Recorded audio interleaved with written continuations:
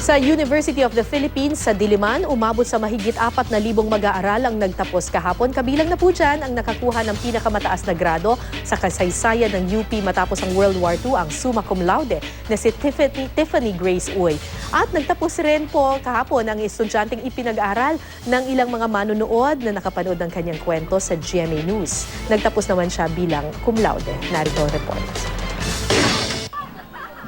Malaking tagumpay para kay Cherry Hogaldo ang mapabilang sa higit 4,000 graduate ng UP Diliman na nagmarcha sa amphitheater ng universidad kahapon. 4 na taon na ang nakararaan, isa siya sa mga pumasa sa pinapangarap na universidad pero hindi makapag-enroll dahil kapos sa buhay. Matapos mapabalita ang kanyang kwento sa GMA News, may nagmagandang loob na sagutin ang kanyang matrikula sa kolehiyo. Talagang masaya lang ako kasi dumating na rin ako sa point na nakapagtapos. Pero kinailangan pa rin niyang mag-working student para sa inang may sakit.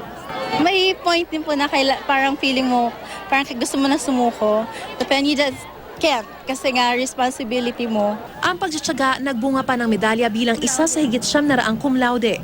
Sa mga nagsipagtapos, 249 ang magna cum laude at 29 naman ang summa cum laude. We have more summa cum laudes because we have new teaching methodologies. We have moved away from memorization of content towards processes, towards mentors who nurture students who want them to be cum laude, magna cum laude.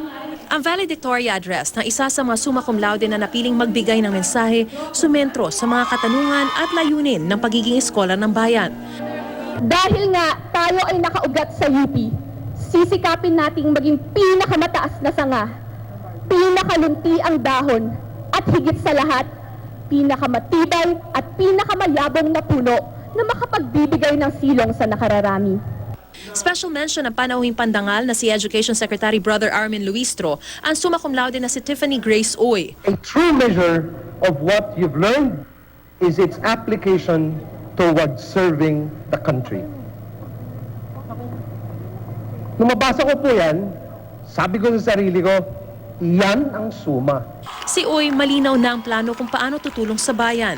I want to be able to narrow po the gap we have in healthcare equity. Pinasaringan at hinamon din ni Luistro ang mga militanteng grupo. Mas madaling sumigaw sa kalye at magsunog ng effigy kaysa harapin ang masalimuot na pag-uusap para mahanap ang pangmatagalang solusyon. Hindi naman nagpatinag ang mga militante na pagkatapos ng programa ay nagdaos ng kilos protesta kontra K-12 program ng DepEd.